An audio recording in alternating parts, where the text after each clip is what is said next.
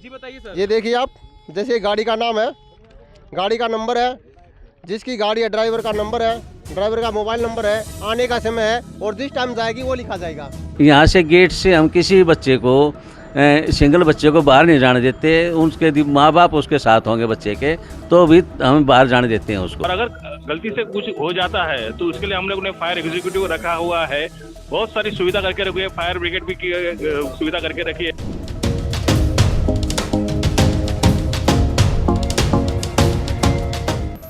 ऐसी न्यूज़ हरियाणा के सभी दर्शकों का हार्दिक स्वागत है। आज की कवर स्टोरी में देखिए हरियाणा में संत रामपाल जी महाराज के सतलोक आश्रमों में क्या कार्यक्रम आयोजित किए जा रहे हैं। बताया जा रहा था कि 9, 10, 11 मार्च को उनके आश्रम में संत गरीबदास जी महाराज के बोध दिवस के अवसर पर 3 दिवसीय विशाल भंडारे के साथ साथ कई भव्य कार्यक्रम भी आयोजित होंगे, जिसमें उनकी तरफ से सभी देशवासियों को आमंत्रित किया गया है। आमतौर पर हम देखते हैं कि अगर किसी आश्रम में इस तरह के कोई कार्यक्रम हो तो वो सभी देशवासियों को आमंत्रित नहीं करते, लेकिन यहाँ हमेशा ही ऐसा देखा जाता है। इसके पीछे क्या कारण है? क्या सचमुच में इन सब कार्यक्रमों के माध्यम से वो जनहित के प्रति कुछ करना चाहते हैं? क्या इसके पीछे समाज कल्याण का उद्देश्य है, या फिर इन सब चीज़ों को करके वो अपनी किसी जनशक्ति का एहसास कराना चाहते हैं? तो ये तमाम सवाल जो हमारे दिमाग में उठते हैं, इन सभी सवालों के जवाब आज हम आपको ग्राउंड रिपोर्टिंग के माध्यम से देने वाले हैं। हमारे सहयोगी संवाददाता इस वक्त आश्रम के अंदर और बाहर हैं, जो हमें वहाँ की तमाम जानकारी देंगे ताकि ये सारी बातें स्पष्ट हो सके।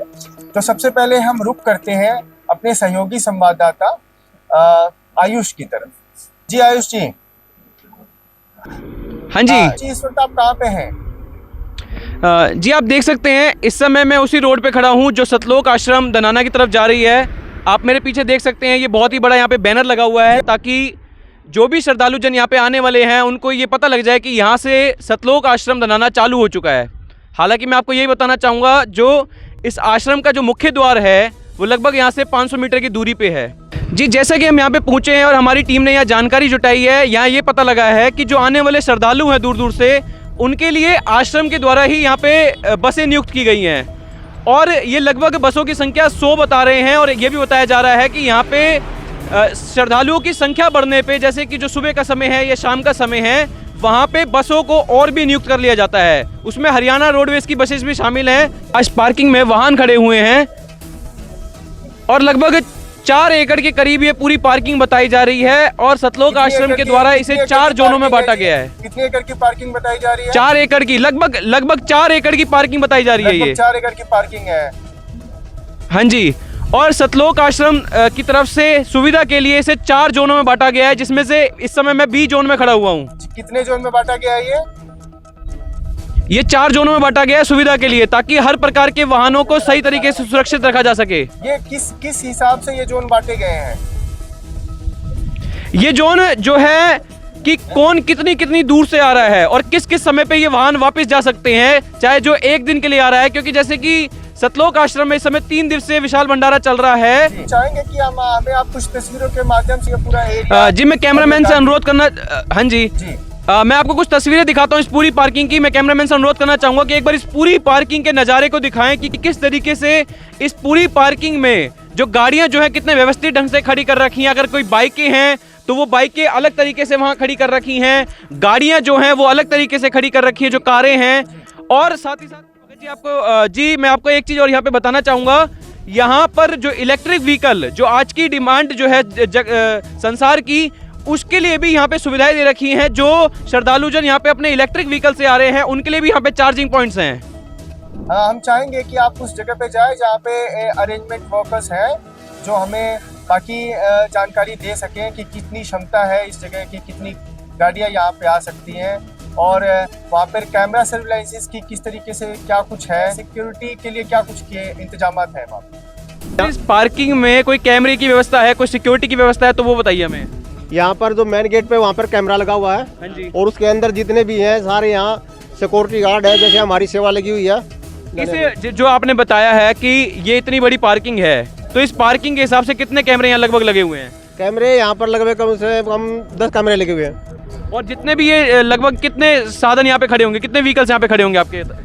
साधन की तो कोई गिनती नहीं है जी, यहाँ पर आते जाते रहते हैं। मौजूदा हालत में आपको बताएं कम से कम यह 1000 से ऊपर तो यह बाइकें हैं। हाँ जी।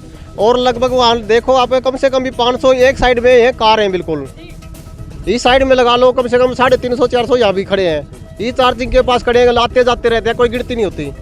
तो इनकी कोई व्यवस्था है कि आपने इनको अपने पास नोट कर रखा हो ताकि आप कोई गिनती कर पाओ, या फिर इनकी क्या सिक्योरिटी की क्या व्यवस्था है? कोई अगर कोई और जो अंदर गए हुए हैं श्रद्धालु, तो कोई भी आके ले जा सकता है बाइकें?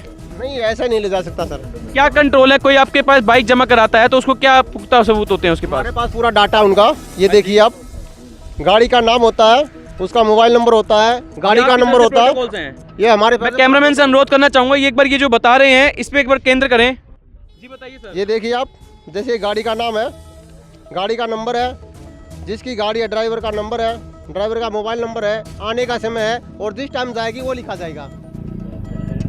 और बाई द वे यहाँ पर किसी की भी अगर मान ले टोकन गुम हो गया, टोकन गुम होने के बाद हम उसका मोबाइल नंबर पूछते हैं, आरसी देखते हैं, उसका आधार कार्ड देखते हैं। ऐसे नहीं कि वैसे ही, ये बहुत सूझबूझ के साथ किया गया है।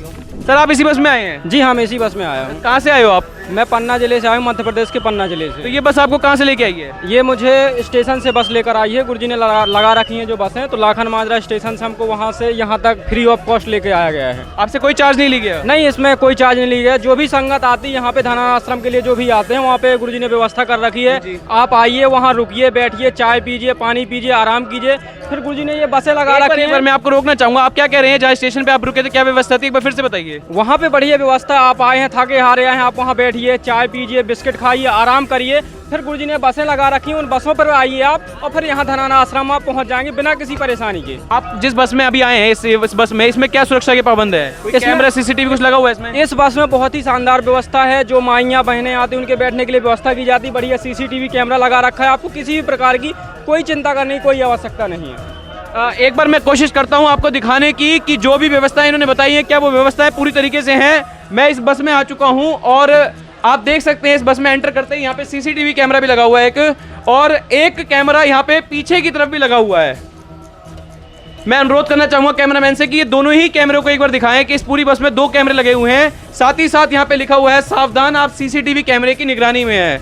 मतलब कि सतलोक आश्रम की तरफ से किसी भी तरीके की कोई कमी नहीं रखी गई है। जो सरकार के द्वारा प्रावधान बनाए गए हैं उसमें सतलोक आश्रम की तरफ से जो इनके अनुयायी हैं वो हमेशा से ही खरे उतरते हैं।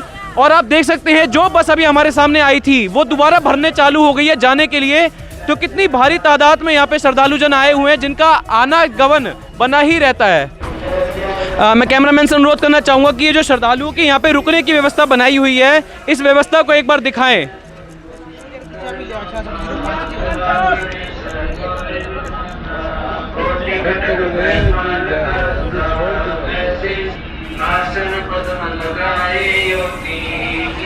आप देख सकते हैं जो आने जाने वाले श्रद्धालुओं के लिए यहाँ पे एक सूची भी लगाई गई है कि किस समय बसों का आना जाना यहाँ पे लगा रहता है आश्रम की तरफ से। ये सूची मैं आपको यहाँ पे दिखाना चाहूँगा। कैमरामैन से अनुरोध करूँगा कि इस पूरी सूची को यहाँ पे दिखाइए ताकि जो आने वाले श्रद्धालु हैं यहाँ पे इच्छुक हैं वो इसको देख के कभी भी आश्रम में आ सकते हैं। ये तस्वीरों के माध्यम से आप सभी देख रहे हैं कि सतलोक आश्रम की तरफ से किस तरह की व्यवस्था की गई है लोगों के आने जाने के लिए। तो यातायात के जो पुख्ता इंतजाम है वो हम साफ तौर पे यहाँ पे देख सकते हैं। और रेलवे स्टेशन और बस स्टैंड से लोगों को लाने ले जाने के लिए निःशुल्क सुविधा दी जा रही है और इसके लिए इन्होंने ये तमाम इंतजाम किए हैं। जी, इन सब चीज़ों को देखकर ये बात तो साफ तौर पे कहा जा सकता है कि जो भी व्यक्ति हरियाणा राज्य से या दूसरे राज्यों से आ रहे हैं तो उनको यहाँ पे पहुँचने के बाद, रोहतक में पहुँचने के बाद उनको आश्रम तक पहुँचने के लिए किसी भी तरह की अलग से कोई भी यातायात के साधन लेने की ज़रूरत नहीं पड़ती है और वो बिल्कुल आश्रम की तरफ से उनके लिए हर तरह की जो फैसिलिटीज़ है, बेसिक फैसिलिटीज़, चाय की, पानी की, गाड़ियों की, वो सब कुछ टाइम टू टाइम अवेलेबल कराई जा रही है। बहुत बहुत शुक्रिया आयुष जी। अब हम चाहेंगे कि आप आश्रम के अंदर जाएं और उस तमाम जानकारी हम तक पहुंचाने की कोशिश करें। जी, इस समय मैं सतलोक आश्रम धनाना धाम के उस मुख्य द्वार पे पहुंच चुका हूं। आप देख सकते हैं कितना बड़ा ये मुख्य द्वार जो सतलोक आश्रम का एंट्री गेट है, कितनी सुंदरता से इसे सजाया गया है। यही वो सतलोक आश्रम धनाना धाम है जिसने हरियाणा को इस समय सुर्खियों में बखेर रखा है। इस समय हरियाणा में सिर्फ एक ही नाम गूंज रहा है, वो है सतलोक आश्रम धनाना, और मैं उसके एंट्री गेट पे अब आ चुका हूँ। जी हाँ, कुछ सेवादार बैठे हुए हैं, मैं इनसे जानकारी लेके आपको दिखाता हूँ कि किस तरीके से यहाँ पे जो है गेट की व्यवस्था करी जा रही है। यहाँ सतलोक आश्रम की तरफ से सेवादार तैनात किए हुए हैं। नमस्कार सर। नमस्कार सर। क्या नाम है जी आपका? जगदीश दास। सर यहाँ पे गेट ये जो सतलोक आश्रम का है, क्या इसके अलावा भी कोई मुख्य द्वार है यहाँ पे इस आश्रम में जाने के? यही एक मुख्य द्वार है अंदर जाने के लिए। इस गेट को आप किस तरीके से कंट्रोल करते हैं? इसमें हमने सिक्योरिटी के लिए सेवादार लगाए हुए हैं जो पूरी व्यवस्था करते हैं। बाहर मेन गेट से जो गाड़ियाँ अंदर आती हैं उनकी और अंदर जाने तक की भी, जो भी श्रद्धालु आते हैं उनकी हम चेक करते हैं। कोई मतलब असंवेदनशील पदार्थ, कोई ज्वलनशील पदार्थ हम अंदर नहीं जाने देते। इसमें की व्यवस्था ये भी है कि हम लाइन लगवा करके पुरुषों की अलग और जो माई बहनें हैं उनकी अलग लाइन लगवा करके एंट्री करवाते हैं। अंदर व्यवस्था ऐसे ही है कि अलग अलग अंदर जाएंगे और वहाँ पर मेटल डिटेक्टर लगा हुआ है, वहाँ से पता चल जाएगा कि कोई अंदर चीज़ गलत तो नहीं जा रही है। सर हम यहाँ पे ये भी जानना चाहते हैं कि इतनी भारी तादाद में आपने श्रद्धालुओं को आमंत्रित किया है, तो अगर यहाँ पे भीड़ लगती है, कोई भगदड़ का माहौल होता है, तो आप गेट पे किस तरीके से कंट्रोल उसे करते हैं? हाँ, तो उसके लिए व्यवस्था बताई मैंने ना। हम वहाँ से माइयों की लाइन अलग लगवा देते हैं और भक्तों के अलग, जो पुरुष आते हैं चाहे वो भक्त हैं चाहे जगत के हैं, हम उनके अलग अलग लाइन लगवा देते हैं और हमारे सेवादार उसकी पूरी व्यवस्था करते हैं। वहाँ से बाहर से ही व्यवस्था शुरू हो जाती है। जो मेटल डिटेक्टर जहाँ पर लगा हमारा, वहाँ तो व्यवस्था ये ऐसे चलती रहती है, जिससे यहाँ पर भगदड़ नहीं मचती इकट्ठी। मतलब भक्तों को हम श्रद्धालुओं को इकट्ठा नहीं होने देते, उनको जब फटाफट हम अंदर ले जाने की कोशिश करते हैं। लेकिन अगर यहाँ पे कोई आपत्तिजनक कोई सामान ले आता है या कोई ऐसा इलीगल आदमी आ जाता है, तो उसकी क्या व्यवस्था है यहाँ पे? इलीगल व्यवस्था के लिए हम पता चल जाता है, लगा लेते हैं हम। जो हमारे दिखाई दे जाता है ना कि भाई आदमी सही नहीं है, हम उसकी फ़ौरन चेक करते हैं और आगे भी चेकिंग होती है। मतलब 2-3 व्यवस्था हमारी ऐसी हैं जो आगे चेक होके जाता है। तो यहाँ पे आप गेट पे कितने सेवादारों की जो सेवा लगी हुई है? हमारे यहाँ सेवादार जो ज़रूरत पड़ती है, वैसे यहाँ पर 30-35 सेवादार तो हमारे यहाँ हर समय रहते हैं। इसमें समागम के टाइम पर, बिना समागम में भी हमारी व्यवस्था यही रहती है। मतलब उसमें थोड़ी ही सिक्योरिटी में कमी हो जाती है। 30-35 सेवादार तो हमारे यहाँ रहते हैं गेट पर, जो आगे तक मतलब देख रेख करते हैं। सर ये इतना बड़ा आश्रम है सतलोक आश्रम धनाना, और यहाँ पे बच्चे भी बहुत होंगे। अगर कोई बच्चा इधर उधर हो जाता है या खो जाता है, तो उसकी किस तरीके से व्यवस्था आप करते हो? बच्चे की वो वहाँ पर जो है ना अनाउंसमेंट्स पर मैसेज दे देते हैं कि भाई ये बच्चा है, और वहाँ पर स्क्रीन पे आ जाता है उसका फ़ोटो बच्चे का। यहाँ से गेट से हम किसी बच्चे को, सिंगल बच्चे को बाहर नहीं जाने देते। उनके माँ बाप उसके साथ होंगे बच्चे के, तो भी हम बाहर जाने देते हैं उसको। नहीं तो किसी बच्चे को हम बाहर नहीं जाने देते, वो अंदर ही अंदर रहता है। मान लीजिए कोई गुम भी हो जाता है माँ बाप से, तो वो वहाँ पता चल जाता है, वो सेवादार उसको अंदर ले जाकर अनाउंसमेंट स्थल पर ले जाके उसका नाम वगैरह पूछते हैं और अनाउंसमेंट कर देते हैं कि भाई ये फलां बच्चा है, इसका नाम ये है। और ये पहले भी अनाउंसमेंट कर देते हैं कि भाई अपने बच्चों के फ़ोन नंबर जेब में डालो, उसका मतलब एड्रेस, माँ बाप का नाम, अनाउंसमेंट पहले कर देते हैं। भाई ये व्यवस्था रखो बच्चों के लिए। जो भी नहीं कर पाता फिर उसके लिए वो बच्चे बता देते हैं या फिर हम स्क्रीन पर बता देते हैं भाई ये बच्चा है, इसको ले जाओ जिसका भी है ये। सर जैसे कि हम देख रहे हैं कि गेट से लेके पंडाल तक जो दूरी है वो बहुत ज़्यादा है। ऐसे में अगर कोई चलने में असमर्थ या कोई हैंडीकैप पर्सन आ जाता है, तो उसके लिए क्या व्यवस्थाएं हैं? उसके लिए हमारे पास व्हील चेयर हैं, उस पर बैठा करके हमारे सेवादार या जो उनके साथ कोई अपना बेटा होता है, बहू होती है। सर क्या आप वो व्हील चेयर्स दिखा सकते हैं कहाँ पे हैं, या आप सिर्फ बता रहे हैं बस? नहीं व्हील चेयर हैं हमारी, ये बाहर हैं, जो मेन गेट से बाहर ही व्हील चेयर हैं। आप देख सकते हो वहाँ पर काफ़ी संख्या में व्हील चेयर हैं, और उन्हीं पर ले जाते हैं हम। जो बुजुर्ग व्यक्ति होता है या विकलांग होता है, जो नहीं जा सकता, चल फिर सकता, सेवादार ले जाते हैं, या उनका कोई अपना आदमी होता है वो भी चला जाता है साथ में। धन्यवाद जी। धन्यवाद। तो जैसे कि इन्होंने देखा कि इन्होंने व्हील चेयर्स का बताया है, और गेट के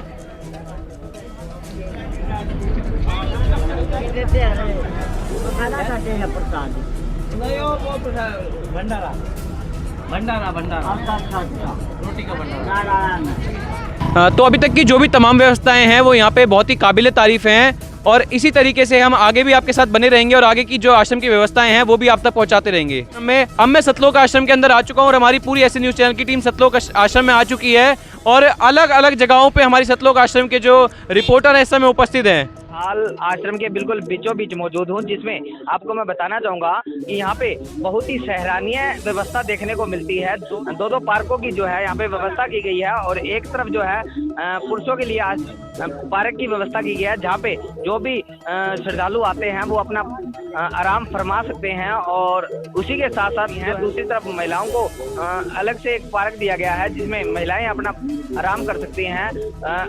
पुरुषों और महिलाओं को जो है इन्होंने दो भागों में अलग अलग तरीके से बांटा है, डिवाइड अलग अलग किया है। काबिले तारीफ मैं कहना चाहूँगा, काबिले तारीफ एक आश्रम में इतनी बड़ी व्यवस्था देखने को मेरे को मिली है।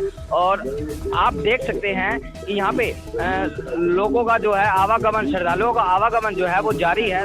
कैनोपियाँ लगाई गई है अलग अलग से हर जगह पे। पार्क के अंदर श्रद्धालुओं के लिए बहुत ही अच्छे ढंग से व्यवस्था की गई है और मैं कहना चाहूँगा कि वास्तव में ये कहीं ना कहीं मैनेजमेंट जो आश्रम की बात की जाए, आश्रम की मैनेजमेंट की, तो काफ़ी अच्छे से उन्होंने व्यवस्था को बनाया है। फिलहाल हम पार्क के अंदर मौजूद हैं। चार पार्क जो है यहाँ पे व्यवस्था की गई है। आप पीछे की ओर देख पा रहे होंगे। कैमरामैन जी से कहना चाहूँगा कि पूरे का पूरा माहौल जो है लाइव तस्वीरों के साथ साझा कीजिएगा।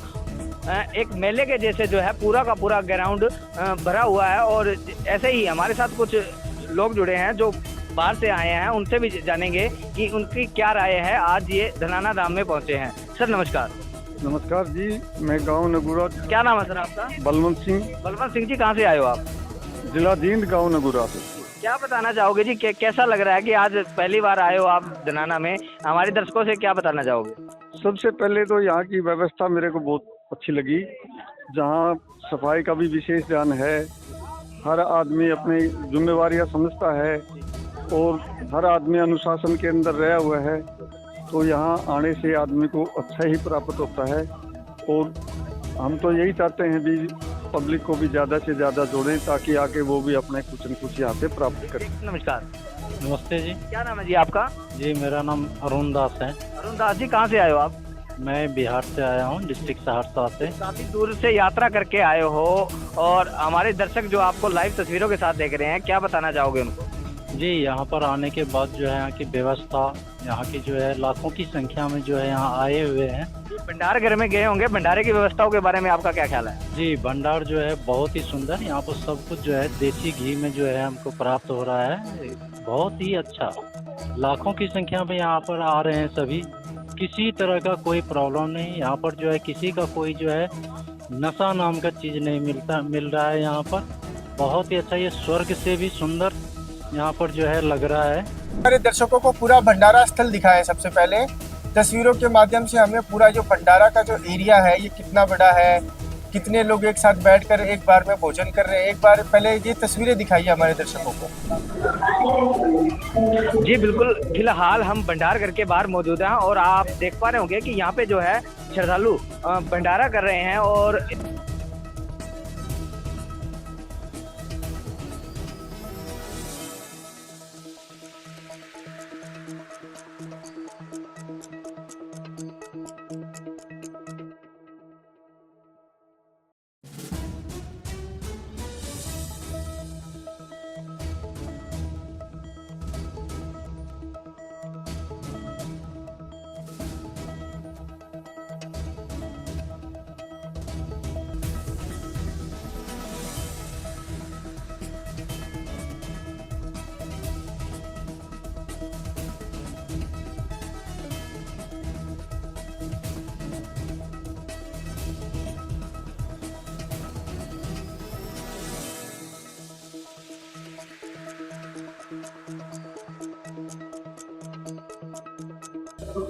अजय जी, हम यहाँ जानना चाहेंगे कि वहाँ पे सिक्योरिटीज को लेकर जो अगर कोई घटना घटती है, जैसे आग लगने की स्थिति में किस तरह की मतलब इमीडिएट एक्शंस लिए जा सकते हैं, वो सारी चीज़ें किस प्रकार की वहाँ पे है? जी नमस्कार सर। सत साहब भगत जी। क्या नाम है जी? सचिन दास, नई मुंबई, रायगढ़ से। सर आपसे जानना चाहेंगे कि अगर किसी प्रकार से कोई घटना घट जाती है, कोई मिस हैपनिंग हो जाती है या आग लग जाती है, चलते समागम में आप भी जान सकते हैं कि यहाँ पे भट्टियां चल रही हैं, कहीं कोई खाना पकाया जा रहा है, किसी प्रकार से कोई मिसहैपनिंग हो जाती है या आग लग जाती है, उस प्रकार से आपने क्या व्यवस्था?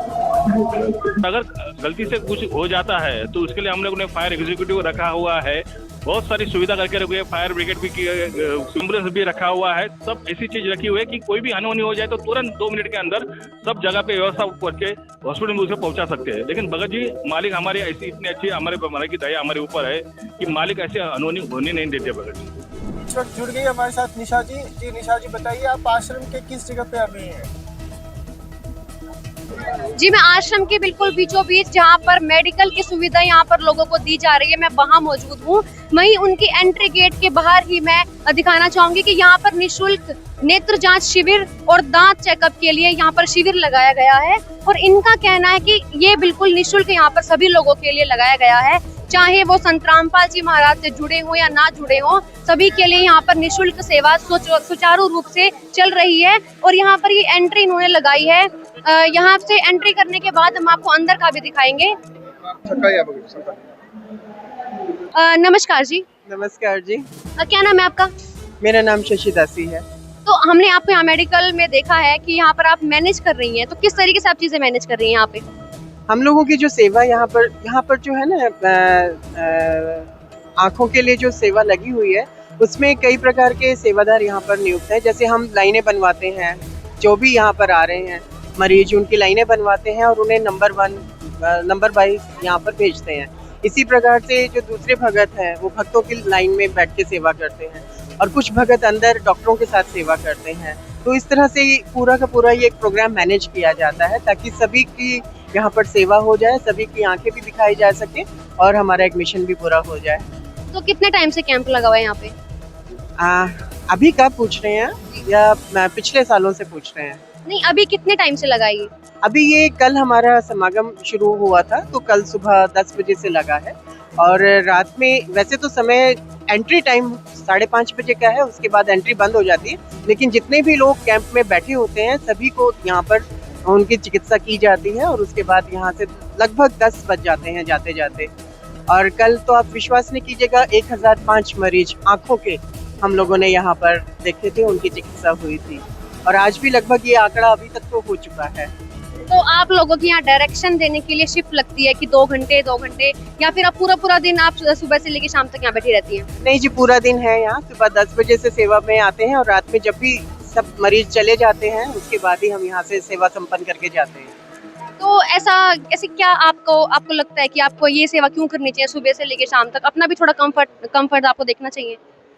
देखिए, सेवा जो है वो बहुत किस्मत से मिलती है और वो भी परमात्मा की सेवा। हमें सेवा करने में आनंद आता है और हमें अपने परमात्मा के चरणों में हम अपने भाव तो समर्पित कर ही रहे हैं, लेकिन साथ ही साथ हमें सामान्य की भी सेवा का अवसर मिल रहा है, तो हम वो सेवा का अवसर छोड़ना नहीं चाहते। हाँ, 1 घंटा लंच हो जाता है, उतना ही काफ़ी है। तो इन्होंने बताया कि यहाँ पे डायरेक्शन देने के लिए लगातार सुबह से लेकर शाम तक अपनी सेवा में मौजूद है। सेवा इन्होंने जो शब्द यहाँ पर यूज किया है। तो यहाँ पर कुछ महिलाएं हैं जो चेकअप के लिए आई हुई हैं, जिनको डायरेक्शन दी गई है कि यहाँ पर बैठकर अपना बारी का अपनी वेट कीजिए। तो यहाँ पर किसी से जान लेते हैं। नमस्कार जी, आप कहाँ से आई हैं? हम MP से आए हैं, भिंड जिला। अच्छा, तो यहाँ पे क्या करने आई हैं आप मेडिकल में? हम अभी यहाँ पर आके दिखाने के लिए आए अपनी। तो क्या दिक्कत है आपकी आंखों में? आंखें मेरी मतलब थोड़ा कम दिखता है, चक्कर से आते हैं, थोड़े सिर दर्द करता है। तो आपको लगता है कि यहाँ पे आके आपका चेकअप हो जाएगा? हाँ, यहाँ हमारे गुरुजी की तरफ से फ्री निःशुल्क आंखों की मतलब दवाई चश्मा जो भी है सब देखी जाएगी, फ्री सब दवाई मिलेगी सब। आप कहाँ से आई हैं? पटौदा से। ये हरियाणा में पड़ता है? हरियाणा में। तो आप क्या प्रॉब्लम है आपको? मेरे जात की दिक्कत है। चेक कराने के लिए? हाँ, नहीं जी, सेवा करने के लिए आया था। मेडिकल में आप क्या करने आई हैं? यहाँ पे आप चेक करवाने आए हैं। तो जैसा कि अभी हमने कुछ महिलाओं से बात की, तो कोई MP से है, कोई UP से है, तो कोई हरियाणा से भी है। तो इससे साफ जाहिर होता है कि पूरे भारत से लोग यहाँ पर आए हुए हैं। तो इससे पता चल रहा है कि जो ये कैंप लगाए हुए हैं निःशुल्क, ये नहीं सिर्फ संत रामपाल जी महाराज के अनुयायियों के लिए बल्कि सबके लिए ही है। नमस्कार जी। नमस्कार। हम आपसे जानना चाहेंगे किस तरह की स्लिप्स आप यहाँ पे बना रही हैं? आपको दिखा देते हैं। ऐसी स्लिप्स में इसकी बेसिक डिटेल्स है, रोगी का नाम, उनके हस्बैंड या फादर का नाम, और फिर उनकी एज, कहाँ से आए हैं, स्त्री है पुरुष है, दिनांक, और फिर उनकी एंट्री एक रजिस्टर में कर दी। फिर उस एंट्री से जितना भी, जैसे एक दिन का कितना क्या हिसाब लगता है कि कितने लोग आते हैं? कल 1012 आए थे और अभी 5 बजे हैं और 691 ऑलरेडी आ चुके हैं। तो 5 बजे हैं और 691 ऑलरेडी यहाँ पर मरीज पहुंच चुके हैं। तो हम आ गए हैं कैबिन के अंदर जहाँ पर आंखों का इलाज चल रहा है। तो ये जो लोग हैं वो यहाँ पर आकर बैठते हैं डॉक्टर्स के पास, और डॉक्टर्स की अगर हम मशीनरी की बात करें तो हमें किसी भी तरह का यहाँ पर ये नहीं है कि वो कुछ अंदाजे से अपनी चीजें खुद ही कुछ बनाए जा रहे हैं, नहीं। यहाँ पर पूरे वैलिड तरीके से मशीनरी का यूज किया जा रहा है किसी की आंखों को जानने के लिए कि उनकी आंखों में बाकायदा प्रॉब्लम है क्या और उस प्रॉब्लम का इलाज क्या होगा। तो यहाँ पर अगर हम डॉक्टर्स देखें तो यहाँ पर 2 काउंटर्स बनाए गए हैं ताकि मैनेजमेंट सही तरीके से चलता रहे। तो हम किसी डॉक्टर से बात कर लेते हैं और जानते हैं कि कहाँ से ये टीम आती है। नमस्कार जी। नमस्कार। कहाँ से आई आप? गुड़गांव से। आप ये मेडिकल में यहाँ पर क्या आपका रोल प्ले कर रही हैं? मैं एक ऑप्टोमेट्रिस्ट हूँ, आई टेस्ट कर रही हूँ यहाँ पे। तो आपको यहाँ पर जैसे किस लिए आप बुलाया गया है, कहाँ से आपकी टीम आई है डॉक्टर्स की, और आप किस तरीके से इलाज कर रहे हैं, कुछ बताएंगे? हमको यहाँ पे जो संत रामपाल जी महाराज हैं उनकी तरफ से बुलाया गया है और सारे ही ऑप्टोमेट्रिस्ट हैं यहाँ पे जो वेल एजुकेटेड हैं, जिन्होंने ऑप्टोमेट्री और अच्छी जगहों पे जॉब भी कर रहे हैं सारे के सारे। तो अभी लगातार आप कितने देर से लोगों का इलाज कर रही हैं? सुबह से ही है कैंप, 9 बजे से शुरू हो जाता है। अब शाम तक जब तक भगत हैं तब तक चल रहा है कैंप, तब तक बैठे ही हैं यहाँ पे आई टेस्ट के लिए। तो सुबह से कितने लोग आप फेस कर पाए हैं? सुबह से आप देख सकते हो जैसे कि 483 जो है पर्चा नंबर यहाँ पे चल रहा है, तो 483 टोटल आ चुके हैं। मेरे पास अप्रोक्सीमेटली आ चुके होंगे 100 and 150। तो इन्होंने बताया कि ये सुबह से लेकर अभी 5 बजे तक 483 की तादाद में लोग यहाँ पर आ चुके हैं। सिर्फ ये एक काउंटर पे 100 लोगों को ट्रीट कर चुकी हैं, 100 लोगों का इलाज ये एक डॉक्टर कर चुकी हैं। अगर हम सामने एक उस लेडी की बात करें तो वो यहाँ पर चेयर पे उनको बिठा रखा है और एक इक्विपमेंट उनकी आंखों पर लगाया हुआ है। तो हमसे जान लेते हैं कि ये क्या इक्विपमेंट है और ये किस तरह से इनका इलाज हो रहा है। नमस्कार जी। नमस्कार सर। सर आप हमें ये बताएंगे कि आप कैसे ये इलाज कर रहे हैं, कैसे पता चलता है कि इनकी आंखों में क्या प्रॉब्लम है? जी, इसमें नंबर आते हैं, जैसे माइनस का है वो दूर का आता है और प्लस का है वो नज़दीक का आता है। ऐसे ये देखो, ये प्लस का है ना, तो ये नज़दीक के लिए है। जैसे बारीक अक्षर है, ये पढ़ने में दिक्कत आती है, मोबाइल चलाने में दिक्कत आती है, वो नज़दीक के लिए होता है। जैसे मान लो दूर का है, ये दूर का होता है, दूर दिखने में दिक्कत आती है, दूर से किसी का चेहरा पहचान में नहीं आता है, तो ये दूर का होता है। तो सर एक बंदे का ट्रीटमेंट करने के लिए कितना टाइम लगता है आपको? ये कोई टाइम का कोई एक्चुअल नहीं है कि भाई इतना टाइम लगे। भाई किसी का जल्दी नंबर निकल आता है, किसी का टाइम भी लगता है, कोई इसका टाइम नहीं है। तो मैं अपने कैमरामैन से रिक्वेस्ट करूंगी कि पीछे जो ये चश्मे यहाँ पर रखे हुए हैं, तो ये किस पर्पस से यहाँ पर रखे हुए हैं? तो कितना में एक इनको लोगों को प्रोवाइड किया जाता है जिनको चश्मों की जरूरत होती है? डॉक्टर तो इतना कर देते हैं कि लिख के दे देते हैं, उसके बाद चश्मे का क्या खर्च लेते हैं यहाँ पे? हमारे यहाँ पर कोई खर्च नहीं लिया जाता। यहाँ पे आपने ये दुकान तो लगाई हुई है पर? ये हमारे सदगुरु की तरफ से फ्री है, कोई पैसा नहीं लिया जाता ये। तो जैसा कि मैंने इनसे बात की है तो मैं ये आपको बताना चाहूंगी कि ये स्टार्टिंग से लेके एंड तक का जो ट्रीटमेंट हुआ वो तो फ्री में हुआ, लेकिन चश्मा भी इनको फ्री में ही प्रोवाइड किया जा रहा है। तो चश्मा अगर हम बाहर से बात करें अगर चश्मे की, तो एक चश्मा बाहर से कितने रुपए का जाता है? वो तो उनकी क्वालिटी के ऊपर डिपेंड करता है, बट हमारे यहाँ ऐसा कुछ नहीं है। हमारे गुरुजी की तरफ से उनके साथ में दवाइयाँ भी दी जाती है उनको डालने के लिए। देखिए आप तो दवाइयाँ हैं, तो दवाइयाँ भी उनकी तरफ से फ्री में। ओके, तो ये आंखों की कोई दवाई इन्होंने हमें बताई है कि जिनकी या आंखों में पानी आना या खुजली इस टाइप से दवाइयाँ भी हम गुरुजी की तरफ से फ्री प्रोवाइड की जाती है। तो इन्होंने कुछ दवाइयाँ हमें दिखाई कि जिसकी आंखों में जो प्रॉब्लम निकलती है, कुछ दवाइयाँ यहाँ पर आंखों की रखी हुई है और जिसके चश्मे का अगर उनको जरूरत है तो चश्मा यहाँ पर प्रोवाइड किया जाता है।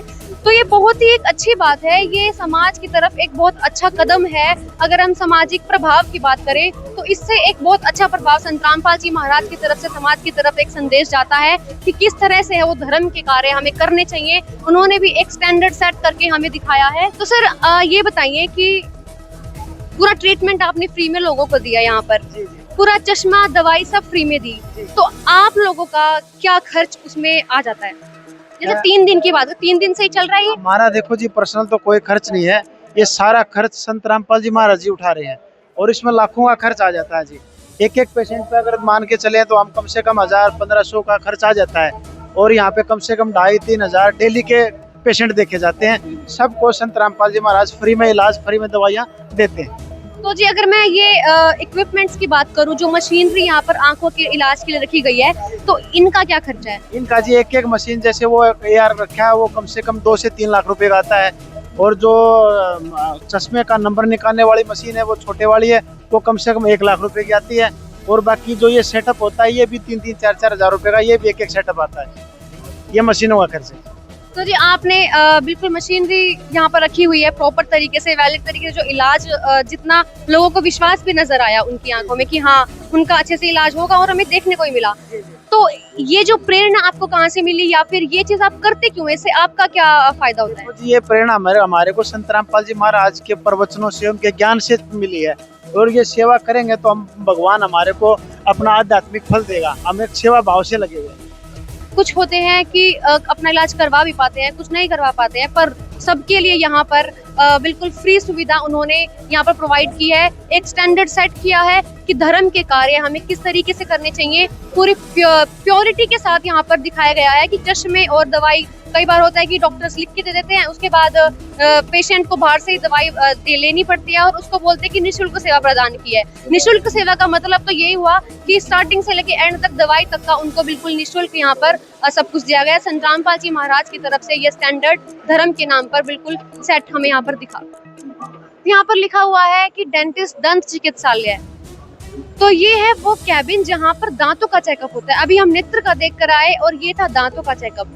तो यहाँ भी हमें प्रॉपर मशीन्स और डॉक्टर्स अपना सुचारू रूप से इलाज करते हुए नजर आ रहे हैं। मैं डॉक्टर्स को डिस्टर्ब नहीं करूंगी, लेकिन हम आपको पूरा तरीके से, मैं अपने कैमरामैन से रिक्वेस्ट करूंगी कि वो आपको दिखाए कि अच्छे से यहाँ पर कितना इलाज हो पा रहा है, नहीं हो पा रहा है। ये पूरा टाइम देकर इलाज कर रहे हैं और 2 काउंटर्स यहाँ पर लगाए गए हैं ताकि किसी भी तरह की भीड़ भड़ाके का माहौल यहाँ ना हो। कितने भी लोग यहाँ पे आए, सबका इलाज सुचारू रूप से यहाँ पर किया जा रहा है। तो सर एक पेशेंट को ट्रीट करने के लिए अप्रोक्स कितना टाइम लग जाता है? किसी को 10 मिनट भी लगते हैं, किसी को आधा घंटा भी लग जाता है। सर ये कैंप कितने टाइम से चल रहा है? ये कल सुबह 10 बजे से चला था और ये कंटिन्यू चल ही रहा है। तो जी यहाँ पर बहुत सारे लोग भी आए हुए हैं, बहुत भीड़ भी है यहाँ पर चेकअप कराने के लिए। तो क्या सबका चेकअप यहाँ पे सक्सेसफुल हो पाता है? लाइक टाइम भी लग रहा है इतना ज्यादा, तो सब इतनी भीड़ का क्या कैसे हो पाता है फिर इलाज? हो जाता है, हमारे पास पूरा तकरीबन 30-35 का स्टाफ है और लगे रहते हैं सभी, तो सबका हो जाता है। अभी आपने स्टाफ का जिक्र किया, तो डॉक्टर्स की जो स्टाफ की टीम है वो कहाँ से बुलाई गई है यहाँ पे? अलग अलग, गुड़गांव से है, दिल्ली से है, कुछ चंडीगढ़ से हैं, अलग अलग जगह से आए हुए। तो जैसा कि मैं आपको बताना चाहूंगी कि हमने अभी अभी एक डॉक्टर से बात की है और उन्होंने बताया है कि यहाँ पर अलग अलग इलाकों से डॉक्टर्स की टीम बुलाई गई है और 30 से 35 डॉक्टर का स्टाफ यहाँ पर उन्होंने बताया कि वो प्रोवाइड करा रहे हैं पेशेंट को उनका इलाज करने के लिए। तो हम यहाँ पर एक डॉक्टर बैठे हैं जो दवाई लगातार रूप से दे रहे हैं, तो हम उनसे बात करना चाहेंगे। नमस्कार जी। सत साहब, और जो दांतों की समस्या है, जैसे किसी की दांतों की फिलिंग करा रहे हैं, फिलिंग भी हो रही है, दांत निकाल भी जा रहे हैं, RCT भी कराई जा रही है और जो अन्य दांतों की समस्याएं होती है उन सब का इलाज किया जा रहा है। और यहाँ पे हमारी सेवा है कि हम उन लोगों को, जो वहाँ पे जो डॉक्टर्स बैठे हैं, वो जो दवाइयाँ लिखते हैं, हम उनको यहाँ पे दवाइयाँ देते हैं। वो दवाइयाँ वहाँ से लिखते हैं और हम यहाँ पे ताकि उनको दवाइयाँ देते हैं। तो सर एक पेशेंट की अगर हम दवाई का जिक्र करें तो कितना खर्चा एक पेशेंट का जाता है यहाँ पे? लगभग वैसे तो हर दवाई का अलग दाम है, लेकिन कह सकते हैं कि हर व्यक्ति को यहाँ पर जो सेवा में दवाई दी जा रही है संत रामपाल जी महाराज के द्वारा, वो लगभग 400 से 500 रुपए तक की हो पा रही है। ये दवाई लगभग 400 से 500 रुपए की है, परंतु संत रामपाल जी महाराज जी के निर्देश अनुसार ये सबको निःशुल्क दी जा रही है यहाँ पर। तो सर यहाँ पर तो लगातार 2 दिन से ये चेकअप निःशुल्क लगाया हुआ है, तो इन दवाइयों का कितना खर्चा आ जाता है 2 दिन के अंदर, जितने भी आप लोगों को प्रोवाइड कर रहे हैं?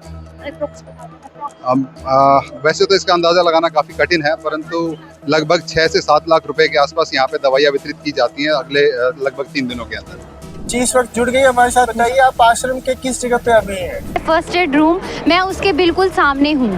सर आप किस किस तरह की दवाई देते हैं? ये संत रामपाल महाराज जी के आदेश अनुसार ओनली फर्स्ट एड है। जैसे आने वाले भक्त आत्मा ऑल इंडिया ऑल वर्ल्ड से आ रहे हैं, कोई सीजनी वजह से मतलब कोई प्रॉब्लम होता है खांसी जुकाम के उसके बुखार के लिए वो ओनली फ्री ऑफ कॉस्ट देते हैं फर्स्ट एड।